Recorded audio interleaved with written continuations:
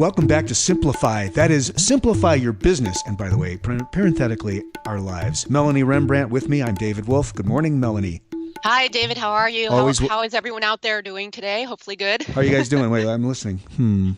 Yeah, we're glad you're with us to help simplify your business, your life. Of course, this podcast is all about that. So let's dive right in. We're talking about a range of subjects that, these are things that business owners do to promote, to drive business, to drive new leads, to fill their funnel, to operate internally. It's a range of stuff. We want to help you keep it simple. So when we talk about social media accounts, Melanie Rembrandt, we've got 3 tips for you today. So let's just walk through these. So the first one, I'll just throw it out there and then you can kind of do your thing. Don't get a social media account just because everybody else has one. Yes, and I hear this a lot. You just want to jump on the bandwagon because, oh, no, I need Twitter, I need Facebook, I need Pinterest. That can be overwhelming in itself. And our whole point is to simplify. So first of all, you don't need a social media account just because everyone else does. That's the first tip. Second tip is to think about your customers. If they're not using Facebook or Twitter or some other social media account, you certainly don't want to be on there because you'll waste time and effort. You're not reaching your target market unless you have other reasons for being on there. But you really need to look at your customers. What are they using? And if you have no idea, go to your competitors' sites and see where they are using social media. What accounts do they have? Which ones are active? And that will give you a really good idea of where to get started. I like the hack you just presented there. Go to your competitors, man. I mean, really, why not? I mean, just like you create products from the customer-centric POV, right? We want to do the same thing with social media. Don't just keep up with the Joneses. That's a new Exactly.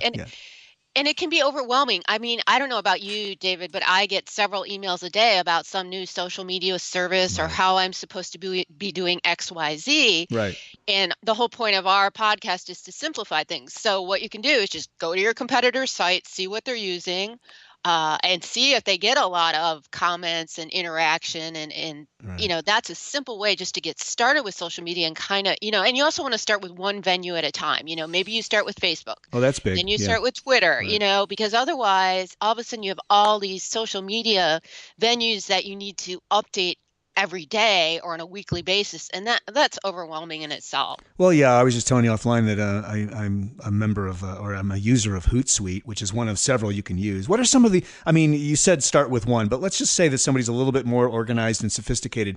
Are there others out there that we should know about, or is Hootsuite sort of the go-to for you? Actually, you don't always want to use Hootsuite because a lot of times the search engines and the social media venues don't like it when you go through a third party. Really? You can schedule directly on Facebook for posts. So you might want to keep wait that a in minute. mind. This is huge. I'm so glad I asked this. So just because it's like a little more so simplify, make it more efficient, use this third party, schedule away, these blasts will go out and you set it and forget it. But you're saying, so search actually looks negatively upon those?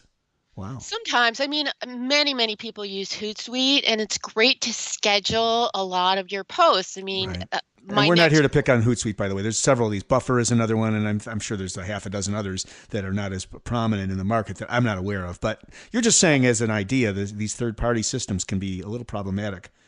Right. But again, you have to figure out how important is your social media to you, how much time you want to spend on it.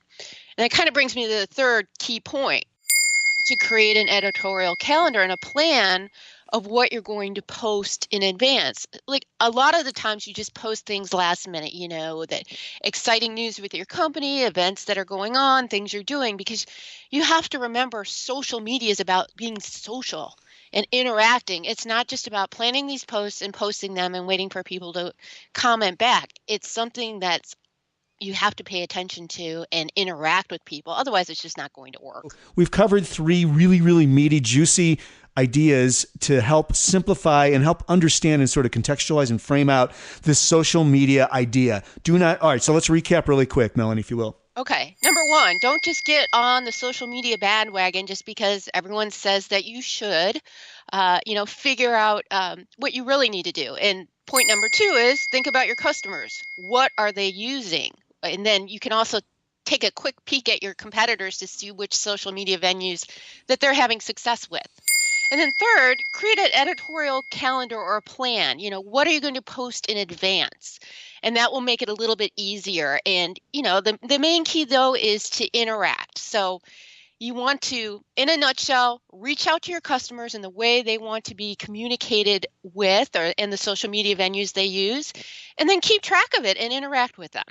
Beautiful. Melanie Rembrandt, RembrandtWrites.com, David Wolf, podcastandradio.com. There you are, folks. Simplified in 8 minutes. We'll see you next time. Thanks, Melanie. You bet. Have a great day, everyone.